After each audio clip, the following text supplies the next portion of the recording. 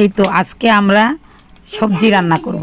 তা সবজি কি সবজি আনলাম সেটাই আপনাদের সাথে শেয়ার করব। তো আজকে এনেছি শালগম আর ফুলকপি, সিম আর আলু দিয়ে চিংড়ি মাছ দিয়ে রান্না করব। তো আমি কড়াইতে দিয়ে দিলাম পেঁয়াজ কুচি আর চিংড়ি মাছ, হলুদের গুঁড়ো, পরিমাণ মতো লবণও দিয়েছি। এখন এটা ভালো করে একটু কষিয়ে নেব। দিয়ে দিলাম কাঁচামরিচের ফালি। এই তো সব মশলাটা ভালো করে কষানো হয়ে গেছে। এখন দিয়ে দিলাম আমি সবজিগুলো ভালো করে কষিয়ে নেব।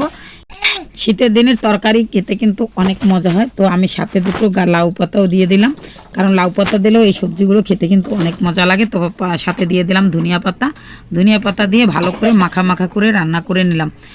3-4 পদের সবজি একসাথে রান্না করলে খেতে কিন্তু অনেক মজা হয়। তো সাথে আরও চিংড়ি মাছ দিয়েছি। আমি ডিম ভুনাও করেছিলাম, আরও অনেকটা তরকারি করেছি যেটা আপনাদের সাথে শেয়ার করতে পারিনি।